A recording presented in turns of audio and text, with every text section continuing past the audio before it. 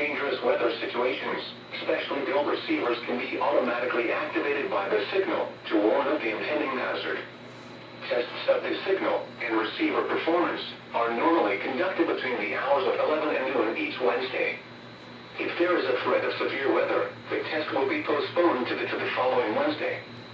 To provide the most consistent and dependable warning service possible, the warning alarm will be activated for hazardous watches and warnings for the following counties in North Carolina: Bladen, Columbus, Cumberland, Harnett, Hoke, Moore, Robeson, Sampson, and Scotland, and in South Carolina for Marlborough and Dillon counties. This has been a test of the NOAA Weather Radio Public Warning Alarm System. We now return you to the normal program schedule.